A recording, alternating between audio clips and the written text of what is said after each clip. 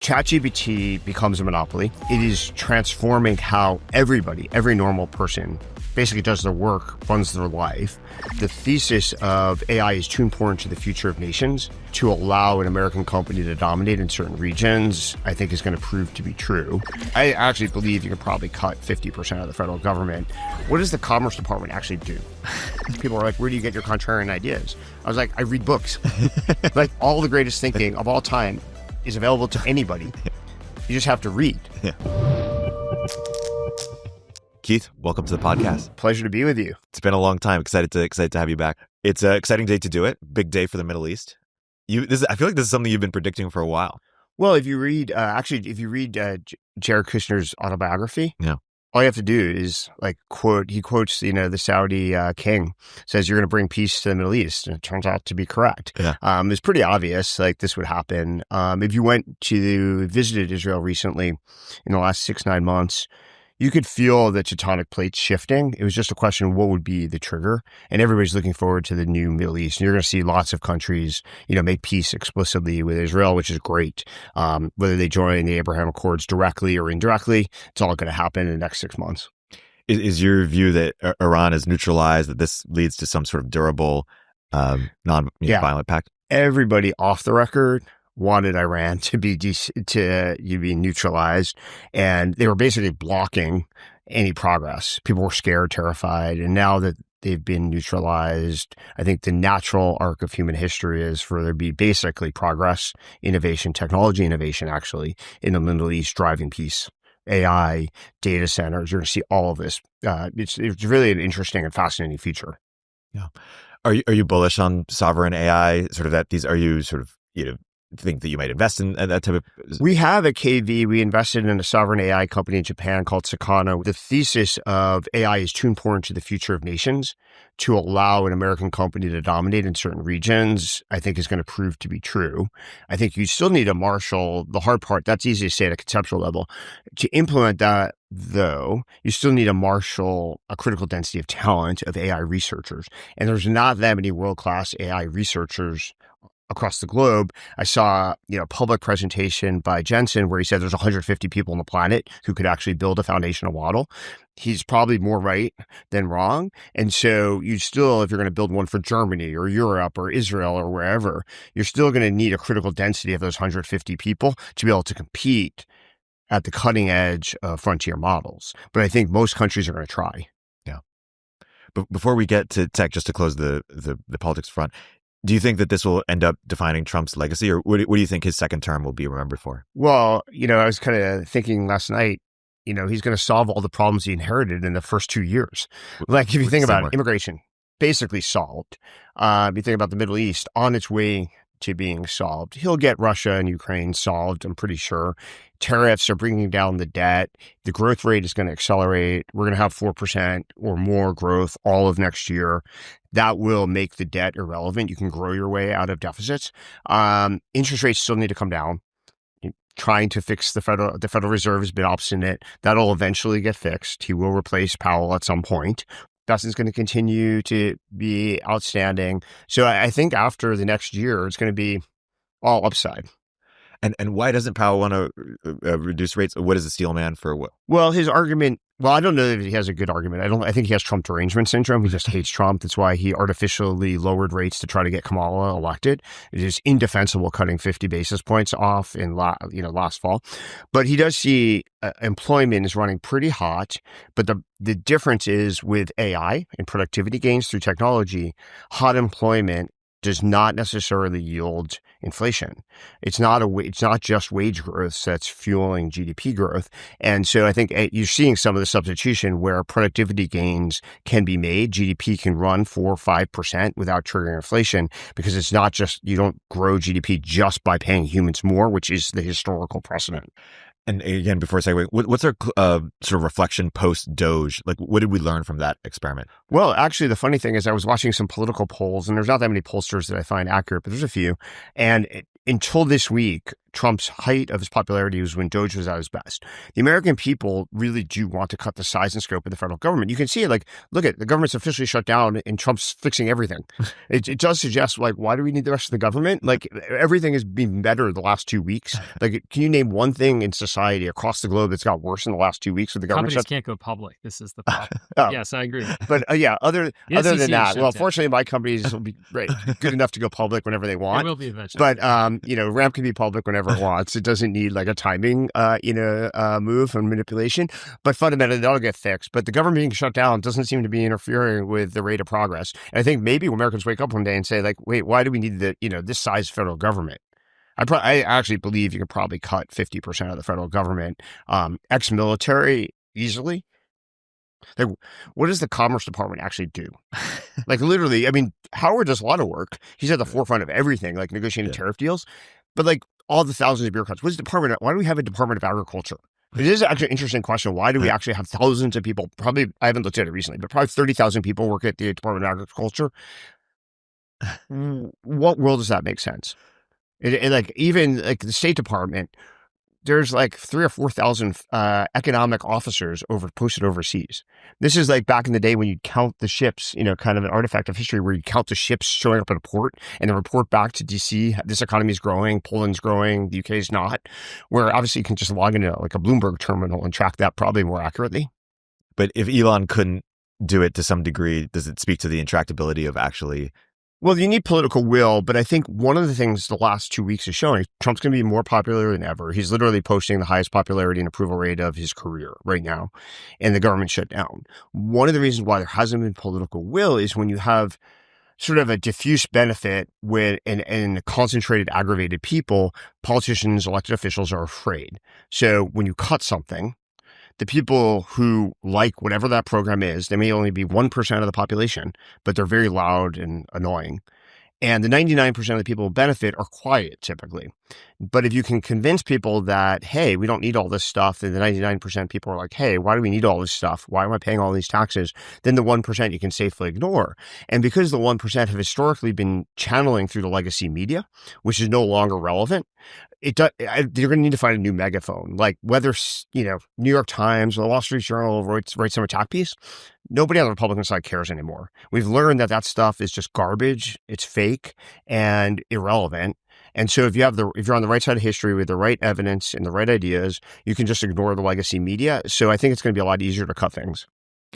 Do you think Elon and Trump are going to make up in a material way, or that Elon is going to support the Republican Party? And yep. Oh yeah, I think it's obvious. I mean, I think the Charlie Kirk funeral, was like ceremonial. Will Musk get back into politics in a material? Well, I don't know if he'll get back into politics, but he's not going to fund non-conservative parties. Like I think that's dead. I put a stake in the ground in it on the All In podcast. Yeah. I think after my comments, I think it was dead anyway. Yeah. But I think now they've reconciled, which makes sense. Like ideologically, they mostly agree. Yeah. I think the funny thing is the divorce was kind of weird in a sense of Elon's kind of a perfectionist of like, why can't you do this? Why can't you cut more faster?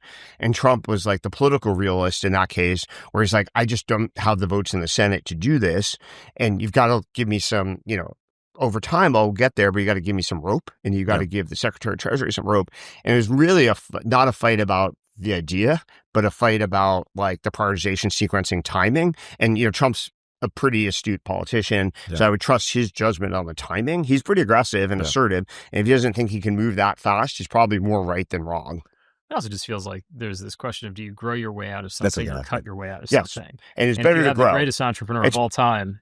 And you can quintuple, I'm making this up, but imagine you can quintuple GDP with AI and everything else versus, cut USAID even more or whatever, right? Yeah. The growth mentality for the greatest entrepreneur of all time probably makes more sense, but the growth mentality is almost surely right. The austerity mentality probably doesn't work, which is funny because, and ironic, as you point out, the greatest entrepreneur of all time should understand the concept of lift. Growth and lift are basically the same thing, and you need to create value, and that growing GDP sustainably, durably is the way to solve America's problems. Austerity is like a temporary hack. You're kind of holding everything together and making life painful. It's kind of like a startup trying to save its cash for the last 12 months, but you're not really achieving anything. By the way, Keith, what's your mental model prediction of what AI will do to GDP. Some people are, Tyler Cowen is more conservative and just expressing a mild, step up. Some people are saying, oh, if we actually have AGI, it should be 10% or 20, like some. Well, I think you can run 4 to 6% durably without inflation, which is magic. Yeah. Like, so we used to do this. Like sometimes I tweet about like 4% growth and people are like, that's crazy. From 1950 to 2010, on average, in a normal decade, we had 4.6 years per decade of 4% growth or higher. So we used to do this all the time and expect it. And then we stopped for a variety of reasons. And if you grow that fast, real incomes grow. But B, if you have a debt, if you have a deficit, you can solve these problems without cutting essential services. And you can probably expand the influence of America across the globe.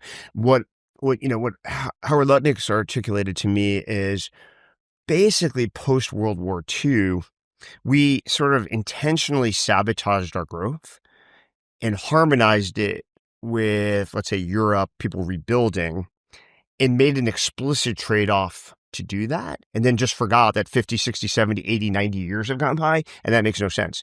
America should be leading the world, and we should be dominating in technology. We should be dominating in growth, and that creates more and more influence. So it's profound in every way. Yeah.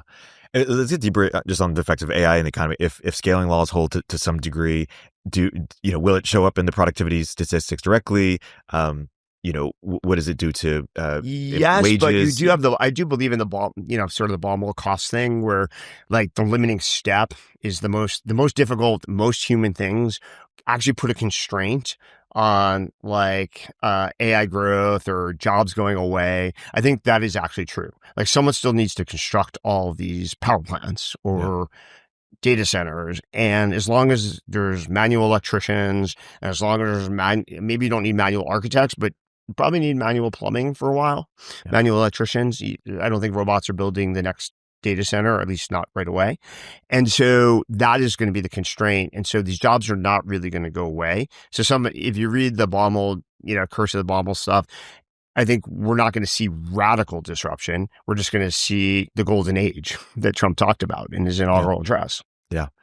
We just had Sam Altman here last week on the podcast. I noticed. We're both investors. Obviously. I wore a much more subtle shirt. Yeah, exactly. What is your mental model of OpenAI as a company? What is it doing right now? How do you sort of see it going forward? Well, I think there's several things they're doing. Obviously, it's a phenomenal company. It's the most important company of the last decade. I think ChatGPT becomes a monopoly. It's the fastest growing consumer product of all time. It is transforming how every normal person basically does their work, runs their life. And so that product alone is a several $trillion company. Then they do all these other things, and some of them may pay commercial dividends, some may pay societal dividends, but ChatGPT alone, there is no competition for. It's not like Anthropic or all these other companies have any competition for that.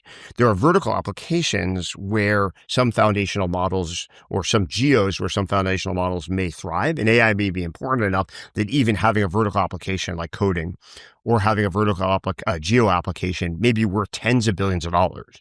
But OpenAI is the few $1 trillion company. Yeah. What happens to Google? Good question. I know it doesn't show up in all their metrics. I know they're good at spinning, like, hey, it's not having an effect on this and that.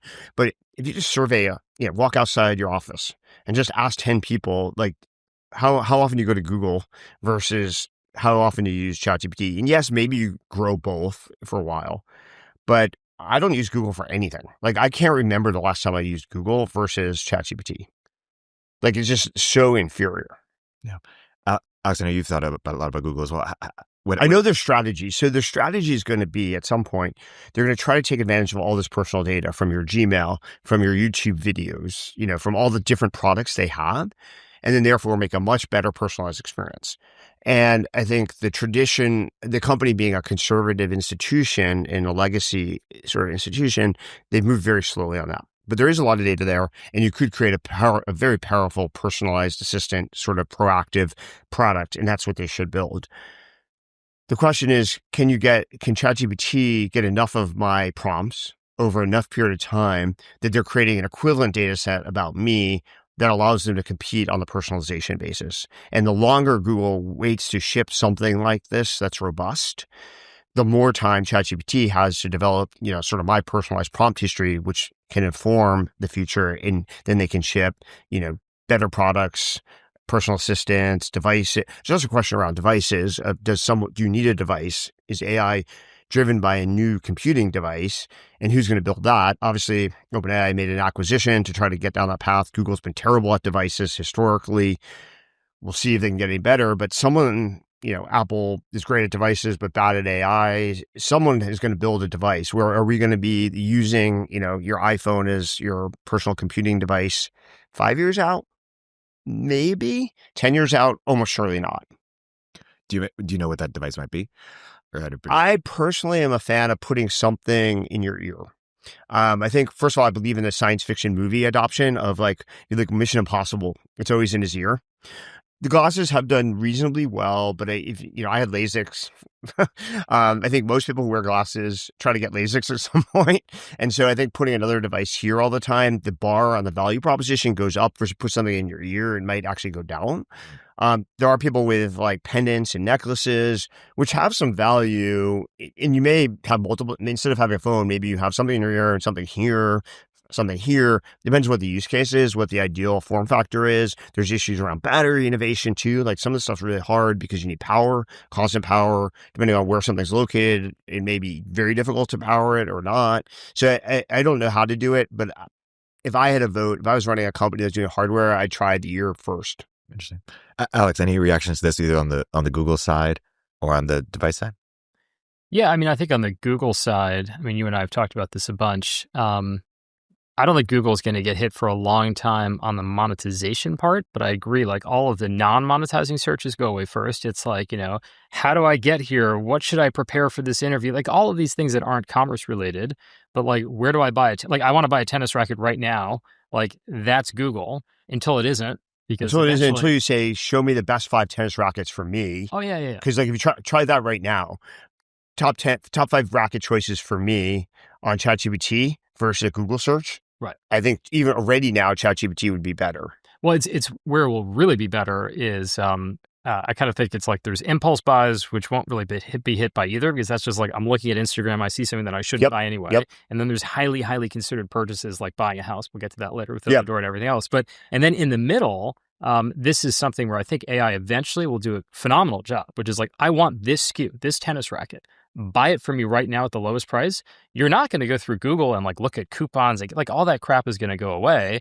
You will just go to ChatGPT, or to your point, like it's possible that the Empire Strikes Back, but all right, I already have my calendar, my Gmail, everything else. That personalization potentially makes it better, but the execute on this SKU and buy it for me.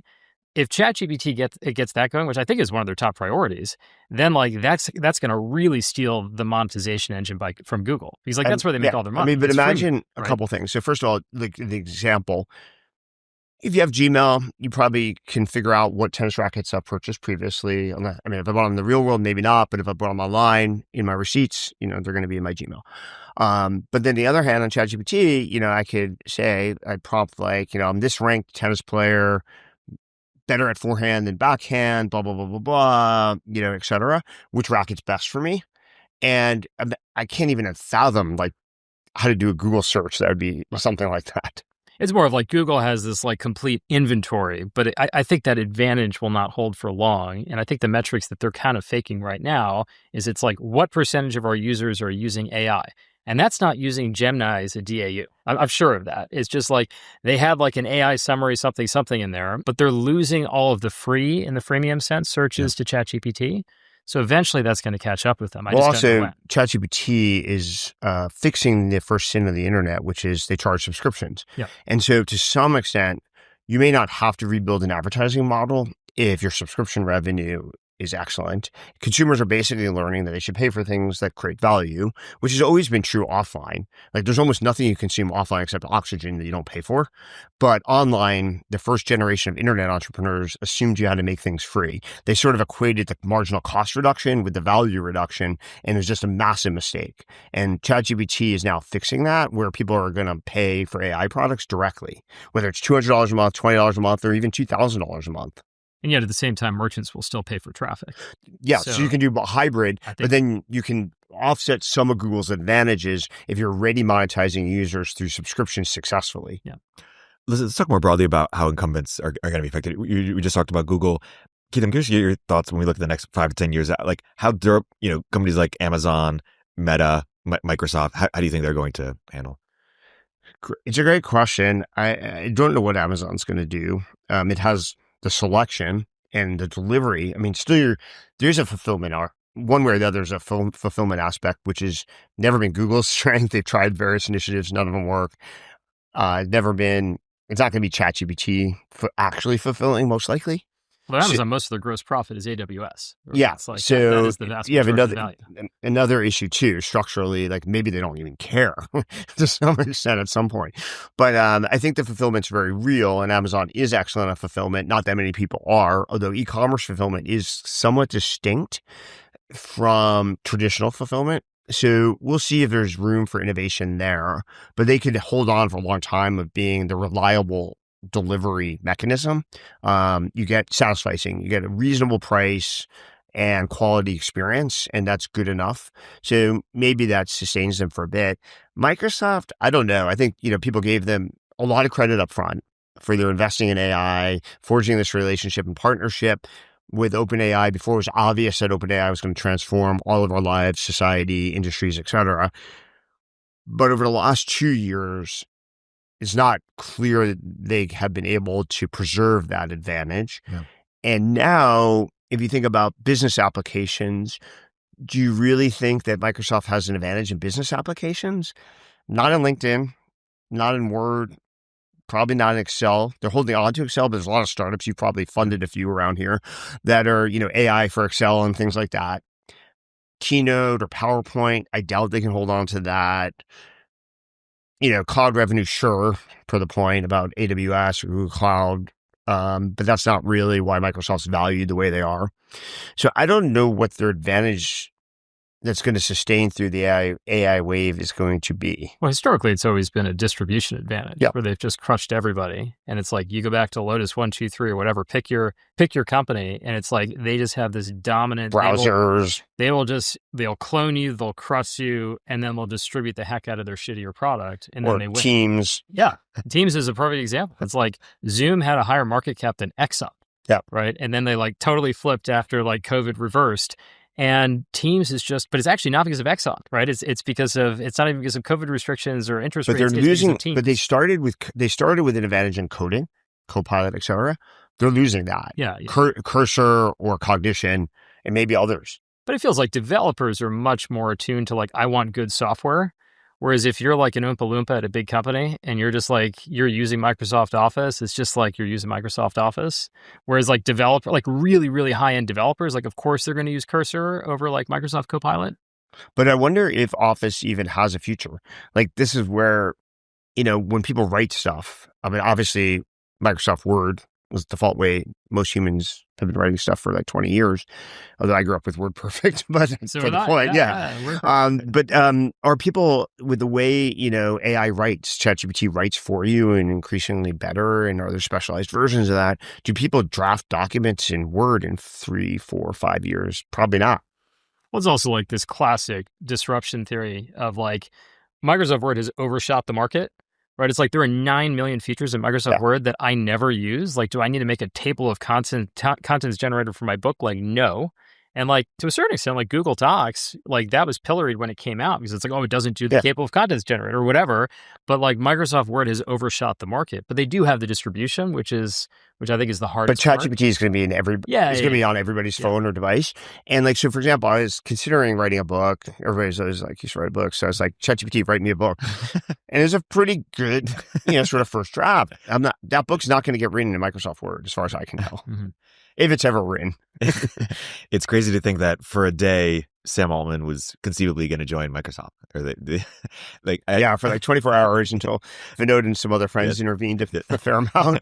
I guess I asked that to ask, did Microsoft sort of drop the ball on their relationship with it? Could they have capitalized in a much bigger way, or was it just... I don't know. The talent, there's a complexity around talent. Individual people, if there's only 150 people that can build research models successfully, talent's going to have a lot of power. And if the talent doesn't want to work for Microsoft, there may not be economics there. I mean, Meta's trying this of like, can you use economic leverage to force people to work there? And we'll see what the results are. It's not a bad idea. Like, I actually think Mark's clever. He mints more money than most. Take the money and use it. It's like, imagine you're competing in sports. Yeah. Mark doesn't really have a salary cap. Yeah. So why not try to pay the highest salaries? Now, there are issues when you do that, and he's running into some of those, but it's a relatively coherent strategy for Meta to try it.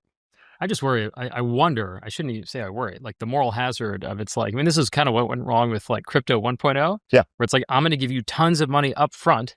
And normally the way that you build a startup is you build the startup, you work really hard, and then at the end you get the Ferrari. Yeah. And if you get the Ferrari first, will you still build the hard startup? And like the people that are in it for the love of the game, they will. They will. But then can you tell the difference? Can you discern the difference? In sports, it kind of works where you guarantee contracts in some sports. But maybe that's because there's such statistical measurements of people's performance. And a lot of people who are in sports are just so dedicated, love of the game, whatever, but like so passionate about what they do, they can't imagine doing anything else. But I think this could backfire, but it is a coherent strategy for a company that was losing AI race to try something different, leveraging that they make probably other, the Apple could have done this, but so culturally foreign. Apple could have competed on dollars. They made more money than anybody else. Like their profits are greater than like Google's revenues or something. It's something like that. I haven't done the math recently, but it's pretty comparable. But culturally, that just wouldn't work at Apple. And so it became a non-starter, but they're going to have to figure out something or they're going to be irrelevant at some point too. Right. Once the device question comes into play. Yes. Well, that's what's saving Apple right now is the vertical integration required to build a device successfully is something that no other company, at least in the West, knows how to do.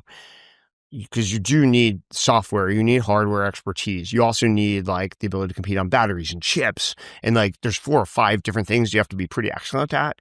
But someone will figure out a solution at some point. Well, it feels like they're looking at it like, every Samsung phone when it comes out has a better camera for like, a week or a year or whatever than Apple. Or like, now the Samsung phone folds in half, or it has all these advanced features that really aren't for the mainstream.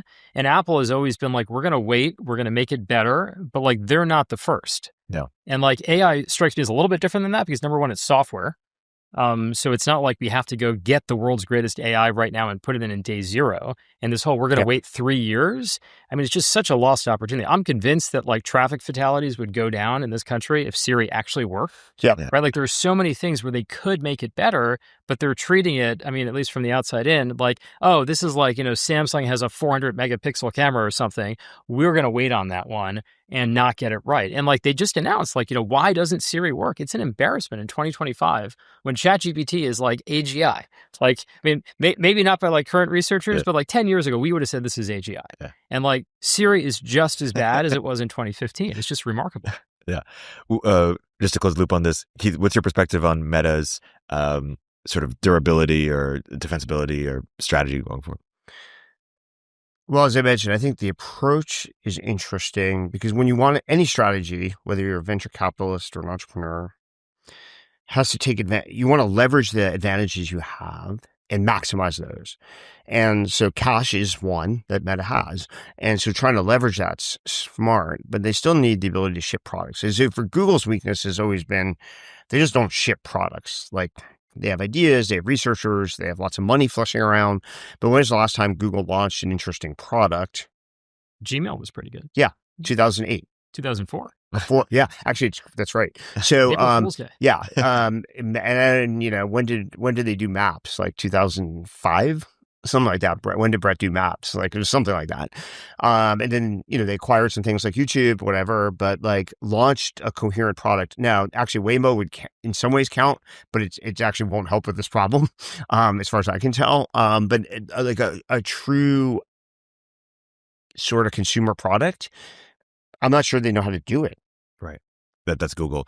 And the question is, how defensible is the graph that they've built? Well, I don't think the graph is defensible. I think there are other assets that are. I think the graph has kind of been weakened by, like TikTok has kind of shown that on social products, the graph certainly is not indispensable to success and may even be a handicap. X is you've moved from people you follow to a For You feed, which is the default and probably how all of us engage with X, has also made the graph fairly irrelevant. Well, there's a question people are asking with Sora, which is, hey, if your friends can make as good content as, professional content makers, which is a big if, but maybe you want the best of both worlds, which is you want the social and you want the highest quality stuff. Ideally, but also Reddit. Like Reddit's a $40 billion market cap company, no graph. Right. So I think the graph was very valuable, to be clear. Yeah. I'm just not sure it's valuable in the future. Let's get into real estate. Let's get into Opendoor. We recently had Kaz on as well. Why did Opendoor lose its way? What were the mistakes that were made? And let's talk about how we're going to fix it. Well, there was two. One was predictable. Vinod actually warned Erik and me about this in 2015, that real estate has a cyclical nature to it. And you need to make sure that your cost structure will be acceptable when you hit the lows of that cycle. So he's basically get as many variable costs built into your company culture and as low fixed costs as possible. And then you don't care. So residential real estate, people's intuition on this is very, very off. At the low market, like when people think real estate's dead, 4 million homes transact a year. High in the market, 6. So you have 4 to 6 million transactions a year. You need to build your cost structure that you can be break even or not, incredibly unprofitable at 4 million transactions a year. And Erik and me collectively did not do that from 2015, 2019. So when the Fed started raising interest rates, and it actually did raise interest rates 6 times in a very compressed period of time, which is the fastest rate of interest rate hikes, the company then went from 5.5 million transactions a year as a market, as a TAM, to 4. And immediately started burning money. An extreme example of this that clarifies my point, I think, is what happened to Airbnb COVID the first month. Airbnb is a wonderful business, one of the best network effect businesses, maybe the best of all time. 13% kind of margin, take rate, whatever. And all of a sudden, COVID happens and nobody's traveling anywhere. Companies had a very bloated cost structure too, but nobody noticed because they were minting money. Nobody travels. Guess what? All that G&A is pure burn, and they almost went bankrupt until they structured this very complicated deal with Silver Lake, which saved the company. Opendoor had that problem, but less excusable. COVID is kind of these true black swans that you really don't have to typically build your business taking account for. In real estate, you should take account for the idea that this would happen. So anyway, basically that's what happened in Opendoor. Then secondly, as Erik decided he didn't want to be CEO anymore, the board, for a variety of reasons, promoted this completely mediocre CFO, which is almost always a bad idea, to be CEO. And she went from mediocre to like the worst CEO on the planet. So the company for 3 years did every possible thing you could do wrong. It still survived barely, but literally the dumbest possible things: partnering with agents, shutting down innovation, hiring people overseas, adopting DEI writ large, every possible mistake, stupid ass capital markets decisions, underinvesting in what we call AVM, automated valuation, every possible mistake. So the good news is you can get like 10x value just by unwinding those mistakes, which Kaz is definitely doing. Even his first month, I think he'll get half of those unwound, maybe even more, like just in 1 month, because faster. But it's just like literally the more you dig in, it's kind of like Biden, trying to cover Biden. It's like, if I just stopped doing every stupid thing that Biden did, like the world would be so much better. And like, I don't have to really do any innovation. I just have to stop doing stupid shit. The immigration border is the perfect example. Like literally on day one, we're going to stop like enticing people to come here. And all of a sudden, like border crossings go from like here to here, like in 24 hours. So like, that's like Opendoor. It's like basically border crossings. Like we had Biden running the company about as competently. So what's your wish, in our last episode with Kaz, Alex fleshed out kind of his Amazon for homes thesis, why he got so excited about leading our investment in the company. What's your where are you excited? Well, I'll give you the top down thesis, which I've shared publicly before. Is in 2017 I had dinner with Yuri and Max Levchin, and Yuri asked this question. He's like, "What's the largest market cap company on the planet in residential real estate?" And I assumed there must be something outside the United States, and that's why I was asking the question. Turns out at the time the answer was Zillow at $18 billion. And it's insane. The largest asset class, period.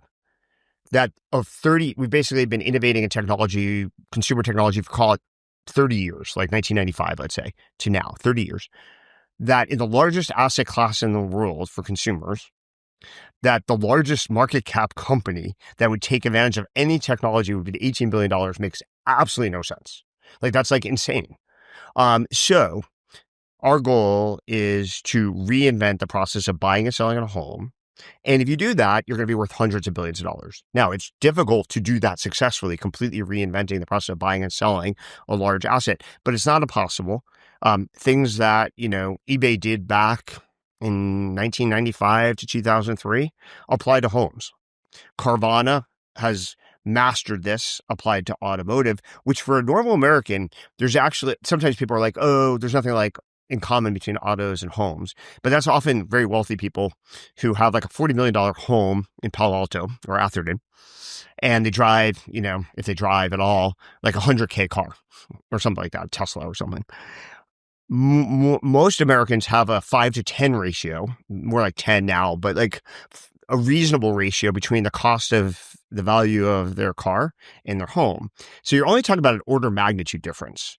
And I think that we should be as valuable. And some of the things we do are very comparable to what Carvana does. We actually have less competition than Carvana. Carvana actually has been incredibly successful, given that there were very significant competitors that were innovative that they were competing with. But it's a plus or minus a $40 billion company. And if we just get the same multiples on what they do, we'll be worth tens of billions to 50 billion. That's like the base case. I want to segue to Fintech. You guys are among two of the best Fintech investors and founders, operators in the world. What is the state of Fintech in terms of where are we actively looking for investments and how we think about it? Keith, why don't you start? Well, I think there's lots of promising Fintech companies. It's always been difficult. Like, the reality is, I personally have a view that to be successful as a Fintech innovation, you want an underwriting advantage and a distribution advantage. If you have both, then you can build a really epic company. If you have one, you might be able to build a pretty solid company. A firm, which we were both involved in, had both. Underwriting, mispriced. Certain kinds of people are mispriced. We're going to figure out a different way to underwrite based upon other things, and a very clever distribution hack that other people have now copied, but basically was very innovative at the time. And that's why a firm's, $25 billion company was still upside. But I think those are rare to find. If you find them, the world's still open for innovation. It's not like the world's incredibly efficient around financial services. We have some very successful ones that have been built over the last 5 years that now need to infuse more AI, but they're not predicated on AI. And actually, kind of like that, because you could argue there's an AI overinvestment sort of cycle going on. And arguably, one way to kind of create a portfolio that's not as sensitive to AI valuations is financial services innovation, which still requires distribution and innovation around underwriting. There's also this kind of question of like, there's bits and atoms, like you mentioned, Vomel's cost disease, right? It's like, plumbing, healthcare, like all of these things that are so atom-centric that will be atom-centric for a long time until we have sentient robots or something. Whereas every financial services product that I know of, except for like the delivery of physical gold ingots, like it's all bits. So there probably is a fair amount of upside for AI, but you still have to get the distribution, which is really hard. Like, consumer fintech products are so hard because like right now, just all of the economic rent goes to Google or wherever you find it from. But for the ones that unlock distribution, it's like, number one, you could bring down the variable cost that you were talking about with AI. And then number two, it's like I think there are so many things right now in the world, this is kind of my view on AI, where it's like, cost is here just for any object, any delivery of service, and value is here.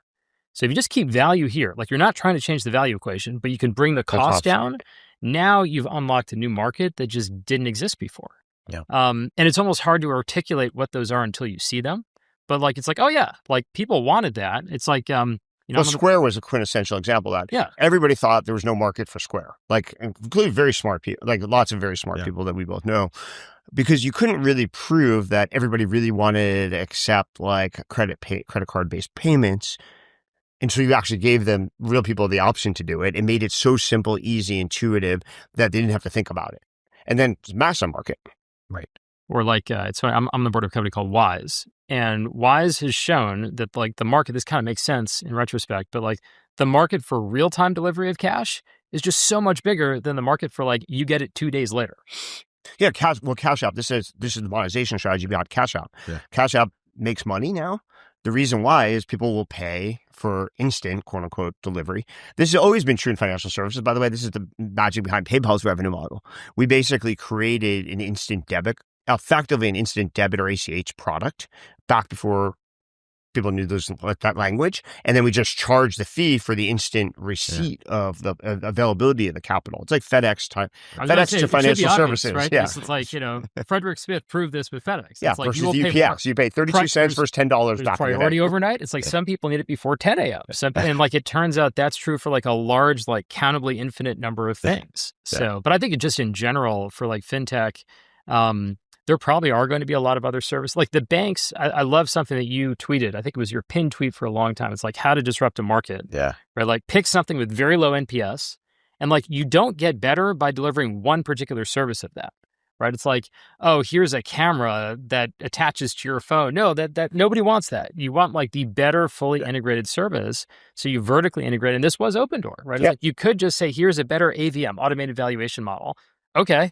Like, if you really want to get the whole value, I mean, like, would you rather be, like, at the heart of it is, like, would you rather be Amazon, which has a very low gross margin on products that they actually, store and sell, or would you rather be eBay, which has amazing high gross margins, but is the shittiest service in the world? Nobody wants to buy from eBay because you don't know if you're going to get the product on time. You don't know if Erik Torenberg is going to ship it to me. Like, you want to buy from Amazon, and Amazon is worth $2 trillion, and eBay is worth like $40 billion. So, like, obviously Amazon is better, but you would misjudge that based on the gross margin classification. Like, VCs only like doing high margin things. And like, I think that's one of the things that I really respect about you. It's like, do something really hard. It doesn't matter what the gross margin profile is. It matters like how much gross profit are you generating. This is the worst thing. There's lots of bad things you learn as an MBA. Like, well, it's like in laundry list. This is the worst one.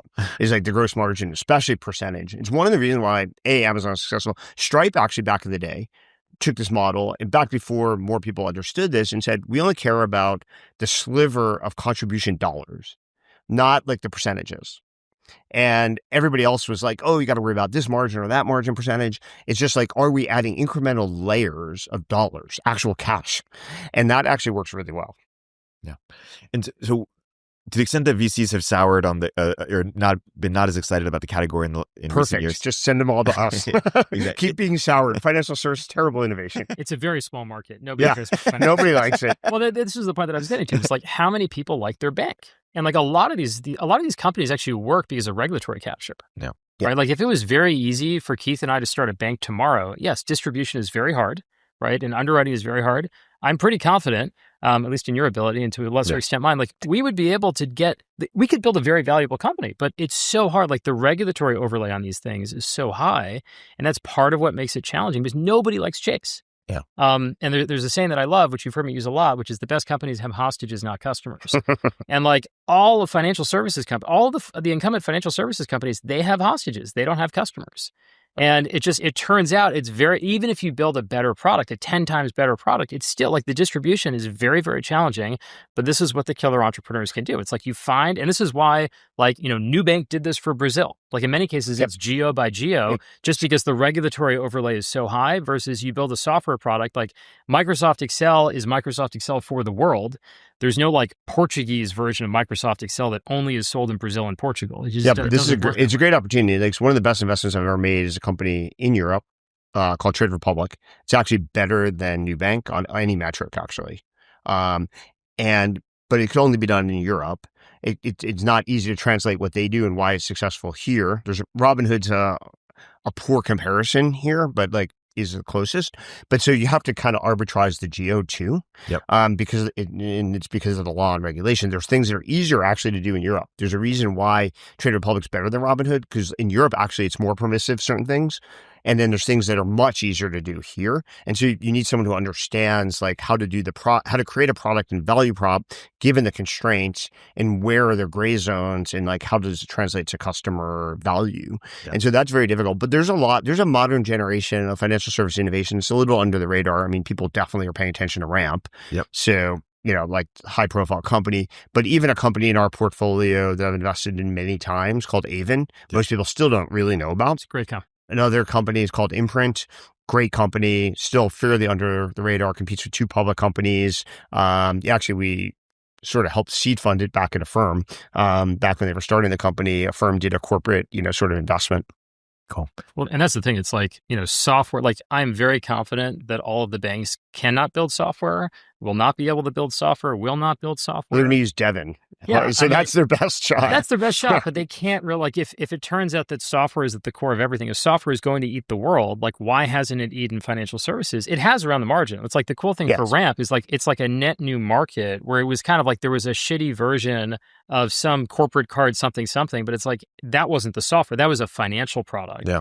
Once you marry it to a software product, it's 10 times better. Like you have vertically integrated that. And the incumbents can't do this. They're still like literally in COBOL often. And their ability to attract talent is just like zero. Yeah. That's why Devin is actually arguably over time a save for them because they won't need to attract talent. They can use software to compete with software. Yeah. And the software can write COBOL. Yep. Yeah, exactly. We'll take the conversation full circle. We were talking about real estate. A real estate expert solved the Middle East.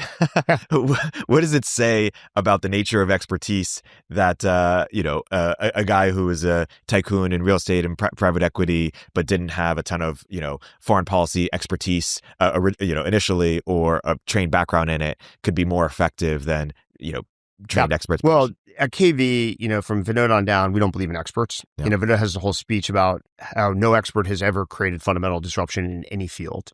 You could argue that maybe in the last 90 years, there's one or two exceptions, but the fact that you have to argue about the one or two exceptions suggests he's right.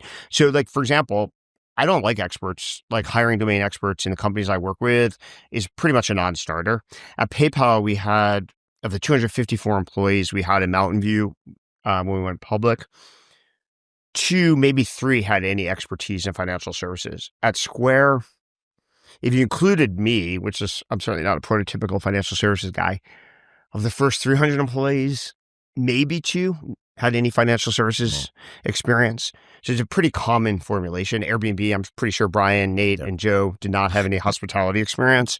So I think if you're going to reinvent an industry, you don't want experts. So the same thing is true in politics. If you want to solve a problem that's been intractable, at least since World War II, arguably for hundreds of years, but at least the modern era been intractable, you probably don't want anybody who's got expertise in the Middle East. As Jared, was maligned for, he just read books, which is a great idea. Actually, I talk about this all the time. Like people are like, where do you get your contrarian ideas? I was like, I read books.